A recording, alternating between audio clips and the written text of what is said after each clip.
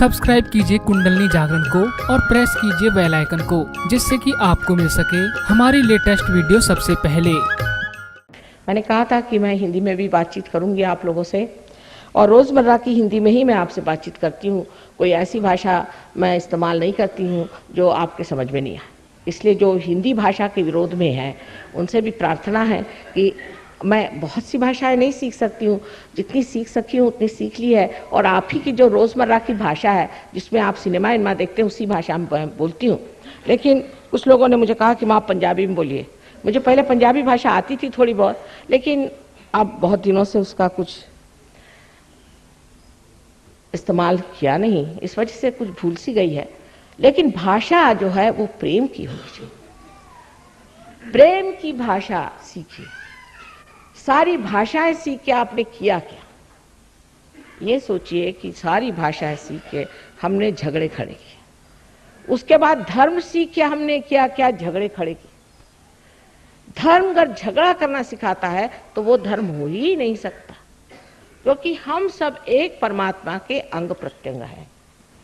इस एक परमात्मा के अंग प्रत्यंग अगर आप एक हाथ दूसरे हाथ से लड़ने लग जाए तो उसे एक माँ क्या कहेगी, बेटे तुम देखो तो सही, तुम दो हाथ जो हो एक ही शरीर के हो। अब जब हम देखते हैं कि जहां देखो वहां धर्म के नाम पे भी लड़ाई होती, तो कल के बच्चे कहेंगे कि ऐसे धर्म से भगवान बचाए रखे और ऐसे भगवान से भी भगवान बचाए। आपके बच्चे ही कल कहेंगे हमें ऐसा धर्म चाहिए नहीं। जिसके लिए आज आप कह रहे हैं वही चीज कल दुत्कारी जाएगी और छूट जाएगी, क्योंकि उसकी सत्यता दिखनी चाहिए, उसका रिजल्ट दिखना चाहिए। पता होना चाहिए लोगों को कि इसमें क्या फलश्रुति, इसमें क्या फल मिला। कोई घर में अगर बबूल बोए तो लोग कहेंगे भाई बबूल क्यों बो रहे हैं? कह ले इसलिए कि इसमें से कांटे उगेंगे। कांटे क्यों बो रहे हैं?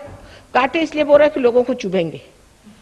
अच्छी हालत है आपकी, ऐसा क्यों सोच रहे हैं? मैं चाहता हूं कि सबको चुभे जिससे लोग मुझे गालियां दें।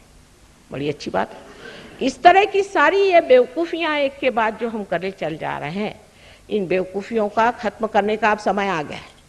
अगर आप इसे खत्म नहीं करिएगा तो परमात्मा इसे भी खत्म करेगा और आपको भी खत्म कर देगा। गलत बातों को लेकर के आप परमात्मा को मत खराब, उनका नाम खराब है।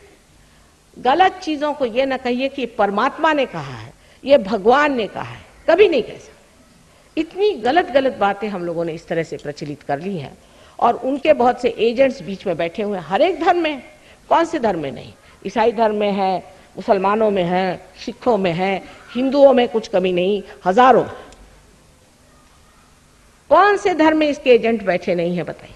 सब पैसा कमा रहे हैं, पैसा बनाने के धंधे। अरे भाई, जो परमात्मा को एक पैसा नहीं समझ में आता है। आप अगर मुझे कल कहें कि माँ एक बैंक के लिए चेक लिख दो, तो मैं कहूँ भैया तू लिख, मुझे नहीं आता। वैसे दुनिया भर की अकल है, लेकिन बैंक लिखने की अकल नहीं, क्योंकि बैंक मेरी समझ में नहीं आती। जिस परमात्मा को पैसा समझ में नहीं आता है उसके नाम पर आप लोग पैसा कमा रहे।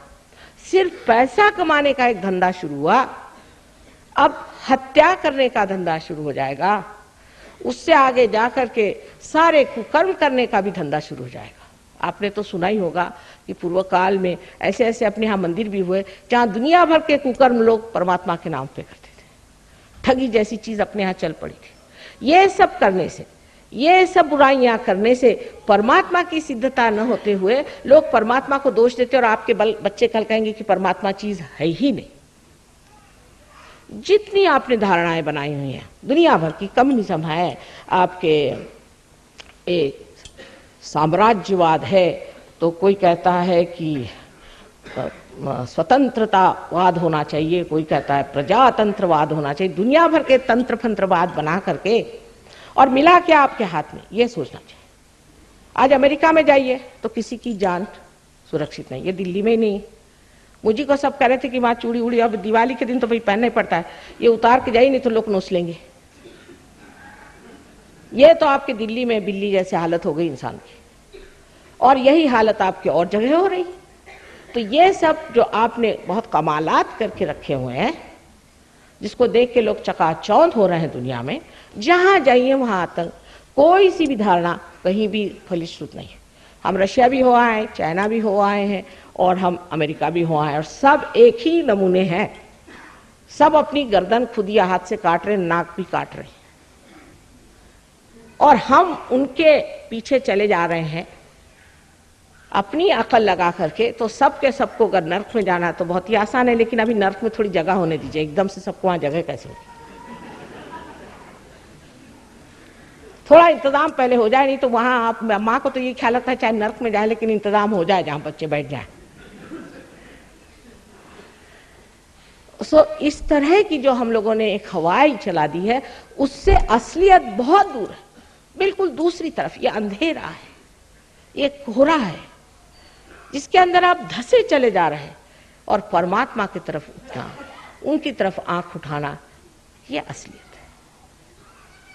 परमात्मा ये एजेंट लोग आपको कहां से देंगे? तो एजेंट है पैसे बनाने वाले लोग। आप ही बताइए कि इन फूलों को फल होने के लिए कितना पैसा आप देते हैं? इस पृथ्वी माता को आप कितना पैसा देते हैं जिसने आपको सस्य श्यामला इतनी मदद की?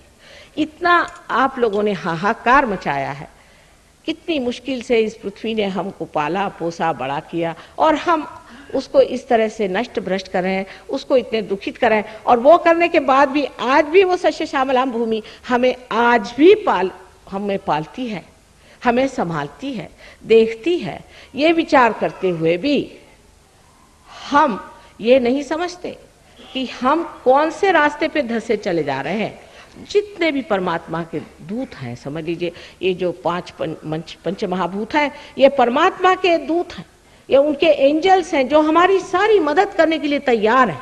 लेकिन हम ही है कि हमारी गर्दन काटने पे आमादा है, उससे तो परमात्मा क्या करे? या आपके अंदर कुंडलिनी भी है, सबके अंदर सुंदरता से बैठी हुई है आपकी माँ कुंडलिनी बैठी हुई है, 3.5 चक्र में व्यवस्थित रूप से बैठी हुई है। बेचारी इंतजार में कि बेवकूफ रास्ते पे तो आए। फिर इसके अंदर चक्र भी आपके सुंदर से बने हुए हैं, और कितनी सुंदर व्यवस्था परमात्मा ने सारी कर दी है। अभी तो ज्ञान ही नहीं हुआ बेटे, अभी आंख ही नहीं खुली तुम्हारी। जिस वक्त तुम्हारी आंख खुलेगी तब तुम जान लोगे, तब तुम समझ लोगे। अरे हम किस अंधकार में डूबे हुए थे, कहीं तो अहंकार के अंधकार में, तो कहीं डर के अंधकार में, कहीं और किसी गलत चीजों के लालसा के अंधकार में, सारे षड्रिपियों से ढके हुए हम कहाँ चले जा रहे हैं? ये सारी आपके अंदर चीजें बिल्कुल है। अब इसमें आप वाद विवाद क्या करेंगे साहब? बहुत से लोग मैं देखती हूँ डंडा वंडा लेके मेरे सामने खड़े होते हैं। मैंने कहा क्यों? कहने लगे कि वो तो बता रहे थे कि कुंडलिनी उठाने से होता है। मैंने कहा अच्छा उन्हीं के पास जाओ। तो कोई कुछ भी बता रहा है, कोई अगर कुछ भी कह रहा है, न्यूज़पेपर में छप रहा है कुछ, तो उसमें लगता क्या है? आप एक सफेद सफा लेकर उसमें छाप दीजिए। जो कोई भी कुछ छाप देता है, क्या वो शास्त्र है? वो क्या परमात्मा की बात है? नानक साहब ने कितनी मेहनत की कि जितने रियलाइज लोग थे उन लोगों को ग्रंथ साहब में बांध दिया, ग्रंथ साहब में बांध दिया, नामदेव को बांध दिया उन्होंने। और अभी परसों मैंने सोचा कि नामदेव के मंदिर में किसी ने हत्या कर दी। अरे राम राम, वो नामदेव, उनकी क्या बात बताएं आपसे? उनको तो सिर्फ नानक साहब ही समझ सकते। नामदेव जिस वक्त में गोरा कुम्हार से मिलने गए तो उन्होंने ये शब्द कहे, देखिए कितनी सुंदर बात कही है, देखिए उनकी सुंदरता देखिए और हमारी घृष्टता देखिए और बेवकूफियां देखिए। अब गोरा कुम्हार तो कुम्हार आदमी बेचारा, जिसको कहना चाहिए शेड्यूल कास्ट है, और ये दर्जी, उसको देखते ही साथ कहते हैं निर्गुणाचा भेटी आलो सगुणाशी। निर्गुण के भेंट में मैं पहुंच गया सगुण के पास, तू सगुण में निर्गुण खड़ा हुआ है। ये प्यार और ये आदर और ये सत्कार एक योगी ही कर सकता है। एक दूसरे आदमी का सत्कार करना मनुष्य के बस का नहीं है, वो नहीं कर सकता, क्योंकि आप जानते ही नहीं हैं कि दूसरा आदमी कितना आदरणीय है, कितना महत्वपूर्ण है, कितना प्रेममय है, कितना गौरवशाली है। आप तो बस कोई मिनिस्टर आया उसके पीछे दौड़े, वो कल चला गया उसको छोड़ दिया, दूसरे के पीछे दौड़ लिए। आप में कोई स्थिरता तो है नहीं कि किसके पीछे जाना है, किसके पीछे दौड़ना है। आपकी अपनी कोई प्रतिष्ठा हो तो आप दूसरे प्रतिष्ठा को पहचान सकते हैं कि ये साक्षात प्रतिष्ठा हमारे सामने सगुण बन के खड़ी हुई है। लेकिन आपके पहचानने के लिए आंख है कहाँ? उसके लिए भी एक आंख होनी चाहिए जिसके अंदर ज्योत होनी चाहिए। हजारों लोग लिख गए, कितनों ने कह दिया, लेकिन हम आज भूले ही भटके घूम रहे हैं।